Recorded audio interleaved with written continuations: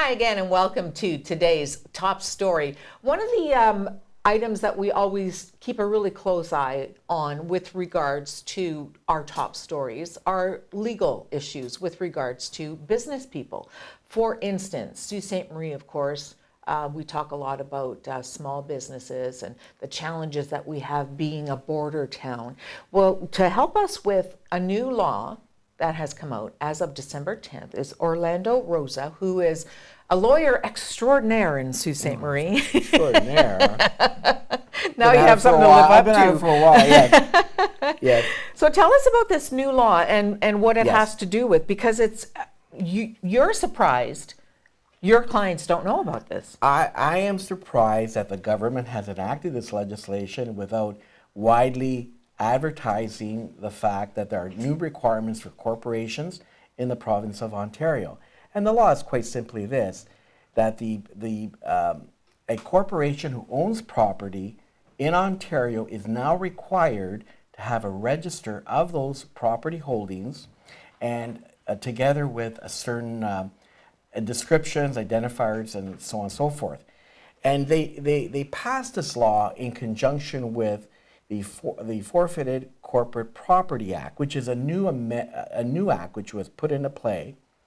And that law basically sets out the process by which properties become forfeited to the crown, to the government. And typically that happens in the context of not paying corporate taxes and Right. things of that nature. Or sometimes there's a voluntary dissolution of a corporation. People forget they have property. So what typically happens is that property gets what they call escated to the crown.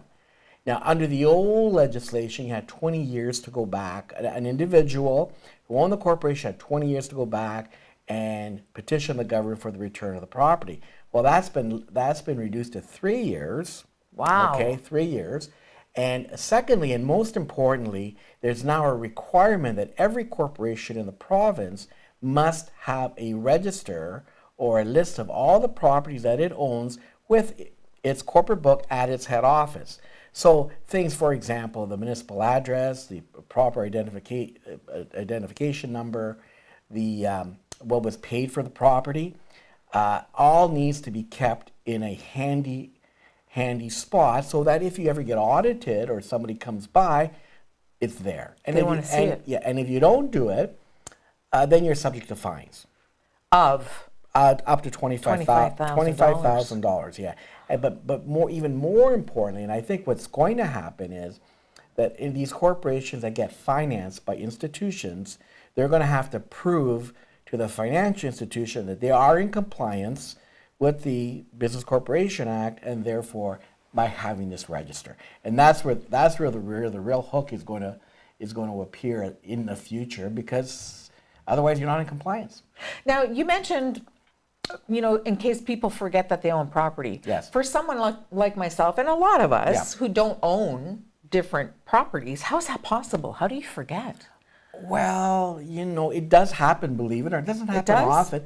And we're talking about a corporation. Right, so we're talking corporations- big. We're talking, a corporation could be small as well. Mm-hmm. And it could be in a corporation, you have a shareholder who may become elderly, they forget, things happen. People forget that they have things. It's not uncommon course. for that to happen. But more likely would occur in the context of a dissolution of the corporation for failure to pay corporate taxes. And that does happen from time to time.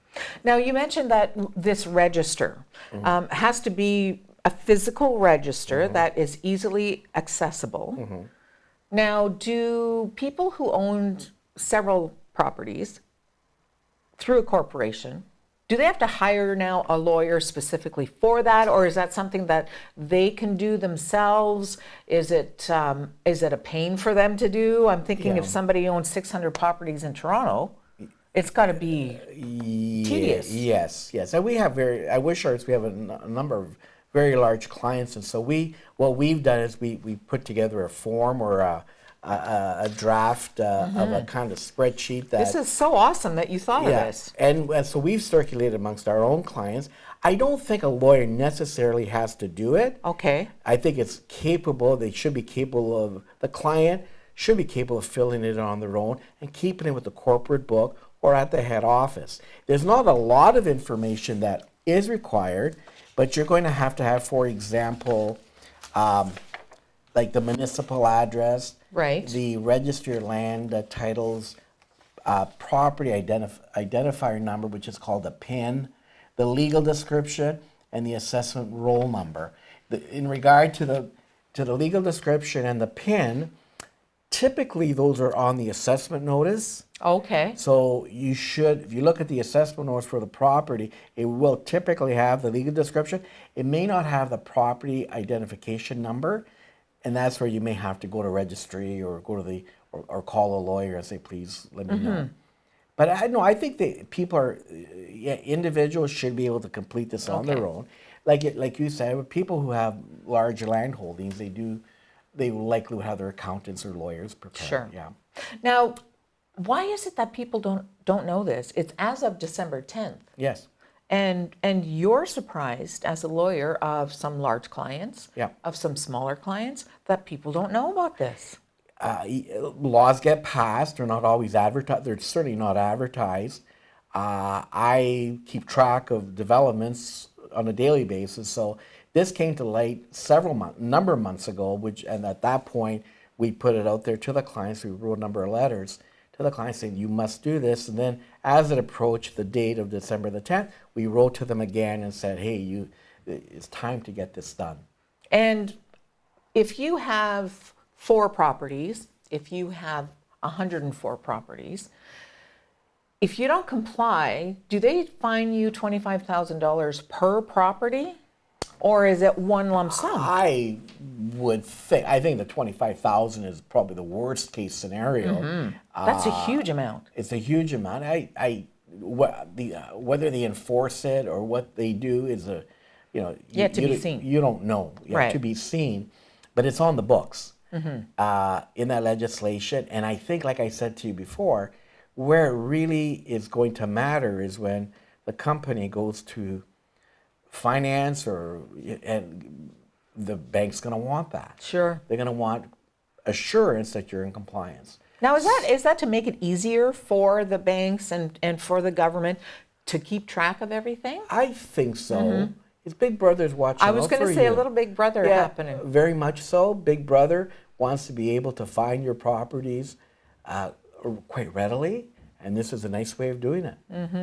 Now, ignorance is not an excuse, right? No, not at all. If something happens and you say to the government, oh gosh, I didn't know, I had no idea, that doesn't matter. Not at all. That's no excuse. You must comply. Do you feel that most people will comply readily? Is this a big deal for property owners? It depends on the number of properties. As I told you previously, before the interview, a couple large landowners that in the city were not aware of this legislation. And so they were clients of ours, so we advised them, said, here, better look at this. It's important. So it's not well advertised for whatever reason. I think that the government leaves it to the professionals to advise the client. But I could tell you, just from my past experience, the likelihood that everybody knows is probably very high. But they simply don't know. So with regards, you know what, I'm thinking, if I have some property and I'm hearing this conversation, Right. I'm sort of now a little nervous. If I want to keep on top of things, Right. and I don't want to bother my poor lawyer every Yep. single day, Right. how can I do that? Well, you would, we have a website. It's on our website. Okay. We have, in fact, and I gave it to you, there's one of our corporate clerk keeps track of this stuff, and there's a link that you can just sign into, and you see the form that you have to fill out. Okay. Yeah, and a lot of this is if you go, for example, the legislation is called Forfeited Corporate Property Act 2015, just got enacted.